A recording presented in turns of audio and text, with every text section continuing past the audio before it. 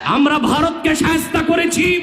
যদি আটলান্টিকের উপর থেকে কেউ আগ্রাসন করতে আসে, বাংলাদেশের প্রত্যেকটি মাদ্রাসায় একটা ক্যান্টনমেন্ট হবে। সেনাবাহিনীর সাথে কাঁধে কাঁধ মিলিয়ে মাদ্রাসার ছাত্ররা দেশ রক্ষায় মাঠে নামবে।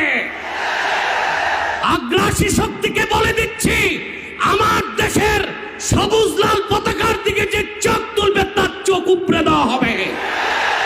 আমার বাংলার কোন 1 ইঞ্চি মাটিতে আগ্রাসনের থাবা বসালে সেই কালো হাত ভেঙে দেওয়া হবে। নাহমাদুহু ওয়া নুসাল্লি আলা রাসূলিহিল কারীম, আম্মা বাদ।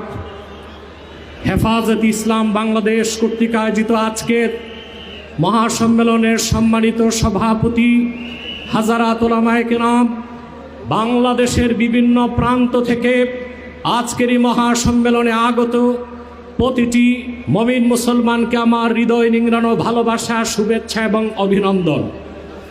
সম্মানিত সুধী, দুটো বিষয় প্রথমেই আসে। একদিকে বিতর্কিত নারী সংস্কার কমিশন করে আমাদের অনুভূতিতে আঘাত দেওয়া হচ্ছে, আরেকদিকে মানবিক করিডোরের সিদ্ধান্ত নিয়ে স্বাধীনতার উপর আঘাত দেওয়া হচ্ছে। আমার মনে হয় বিতর্কিত নারী কমিশন করে আমাদের দৃষ্টি এদিক রেখে বর্তমানে মার্কিন যুক্তরাষ্ট্রের সাথে বাংলাদেশের স্বাধীনতা বিক্রির সওদাবাজি হচ্ছে কিনা সেটাও দেখতে হবে। হেফাজত ইসলাম বাংলাদেশ শুধু দাবি করবে না, সকল মাসলাকের মানুষের পূর্ণ সমর্থন হেফাজতের প্রতি আছে। কারণ হেফাজত হচ্ছে বাংলাদেশে সর্ববৃহৎ ইসলামী অরাজনৈতিক সংগঠন। আজ আমি এই জনতার পক্ষ থেকে, বাংলাদেশের কোটি কোটি মুসলমানের পক্ষ থেকে হেফাজতের সম্মানিত আমিরের কাছে বলবো, হেফাজত রাজনীতিতে যাবে না, কিন্তু রাজনীতি নিয়ন্ত্রণ করতে হবে। 53 বছরের ইতিহাস আমাদের কলঙ্কিত। আলেম ওলামা, পীর মাশায়েখ আর মাদ্রাসা ছাত্রদের পবিত্র রক্তে পা রেখে তারা ক্ষমতায় যায়, আর ক্ষমতায় যে ইসলাম ও মুসলমানকে চ্যালেঞ্জ করে। এ সুযোগ আর দেওয়া হবে না। অনতি বিলম্বে বিতর্কিত নারী কমিশনের সমস্ত প্রস্তাব বাতিল করলেই হবে না। যে নারী নামের হিজড়াগুলোই দুঃসাহস করেছে, গ্রেফতার করে তাদেরকে আইনের আওতায় আনতে হবে। আরেকটি বিষয় হচ্ছে, ডক্টর ইউনূসকে বক্তব্য পরিষ্কার করতে হবে। 16 বছর ভারতীয় আধিপত্যবাদের বিরুদ্ধে আমরা রক্ত দিয়েছি। সর্বপ্রথম সকল প্রকার শিরক, কুফর, রামবাম, নাস্তিক আর ভারতীয় আধিপত্যবাদ ও ফ্যাসিবাদের বিরুদ্ধে রক্ত উৎসর্গ করেছে শাপলা চত্বরে হেফাজতের আলেম ওলামা কর্মীরা।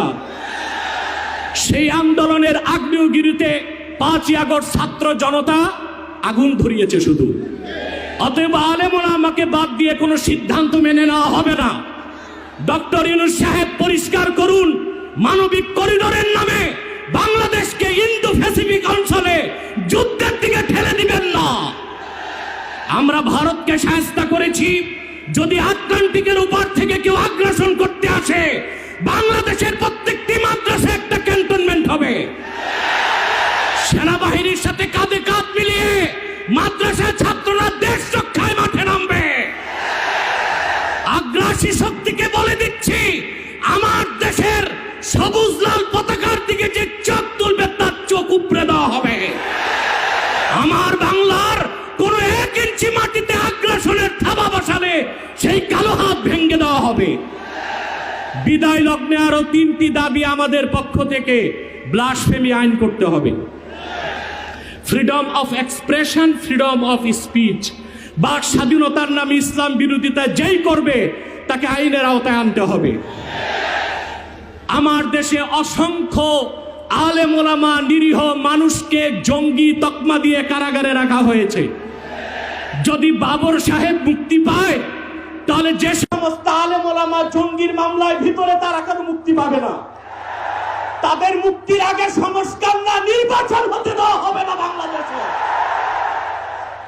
আমার 7ম দাবি, হেফাজতের পক্ষেই বাংলাদেশের সমস্ত মাসলাককে এক প্ল্যাটফর্মে আনা সম্ভব, একটি দাবি আদায়ের লক্ষ্যে, সেটা হচ্ছে বাংলাদেশে কাদিয়ানীদেরকে অবশ্যই অমুসলিম ঘোষণা করতে হবে।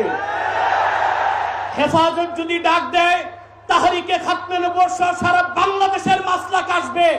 আমরা কাদিয়ানীদেরকে অমুসলিম ঘোষণার দাবি আদায়ে যদি জান ও মাল দিতে হয়, কারা কারা প্রস্তুত আছি? ওয়া আখির দাওয়ানা আনিল হামদুলিল্লাহি রাব্বিল আলামিন। ওয়াসসালামু আলাইকুম ওয়া রাহমাতুল্লাহি তাআলা ওয়া বারাকাতুহু।